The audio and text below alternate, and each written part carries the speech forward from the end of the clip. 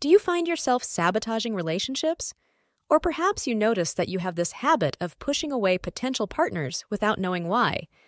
Then you may have developed a particular attachment style that's causing you pain and distance in your love life. So today, we're going to dive deep into the fearful avoidant attachment style. This is a term that many of us haven't heard before, but knowing more about it can have a powerful impact on our relationships. Keep watching because we're going to uncover the truth about this attachment style and how it could be affecting your love life. To get a grasp of what the fearful avoidant attachment style is, let's first delve into an intriguing study conducted by Mary Ainsworth, a renowned developmental psychologist. In this study, Ainsworth set out to observe how children behaved when their parents were present in the same room versus when they were not. She found out that when their parents came back, some of these kids would have a really strong negative reaction. They might even act dismissive or angry towards their parent.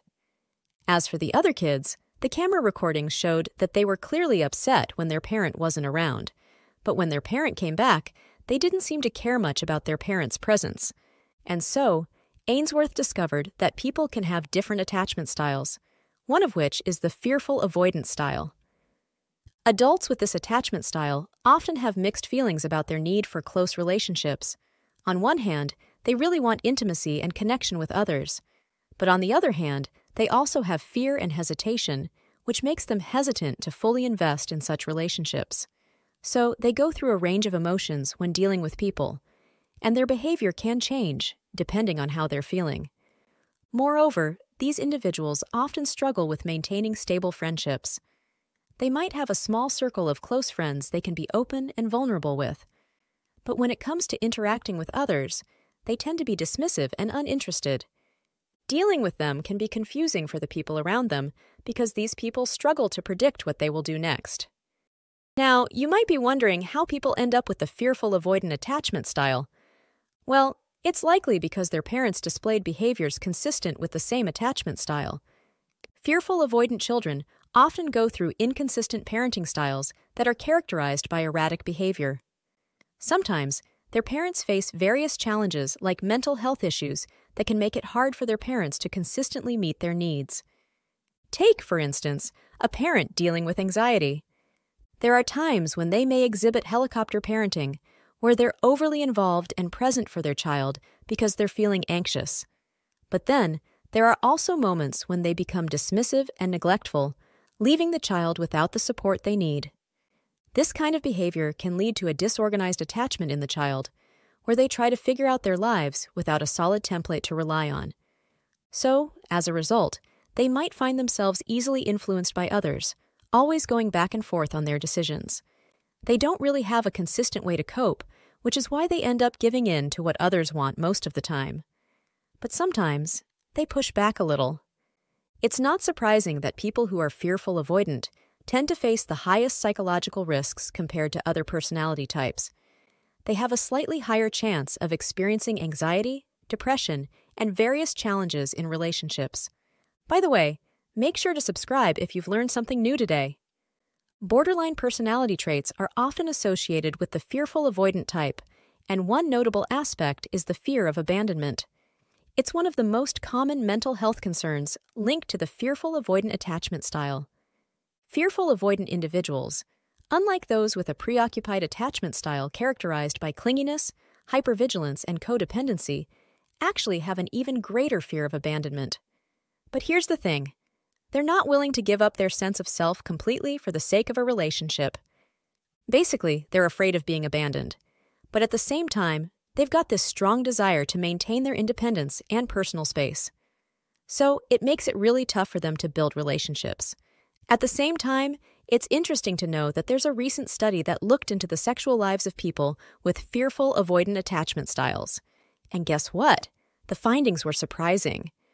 Researchers found out that, on average, they tend to have more sexual partners compared to those with other attachment styles.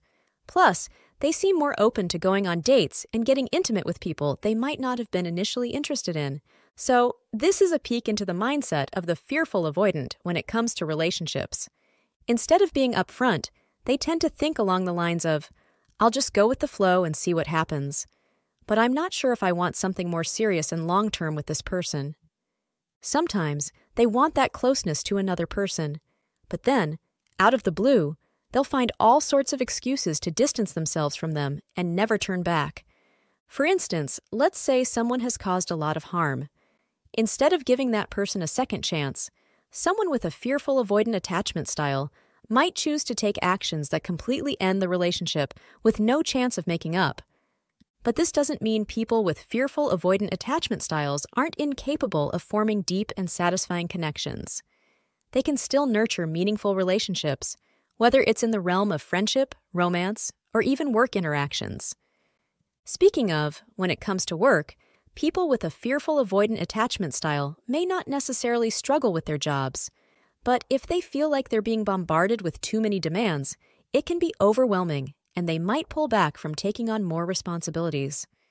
In general, people with a fearful avoidant attachment style can have fulfilling and rewarding relationships once they admit and deal with the impact of these attachment patterns.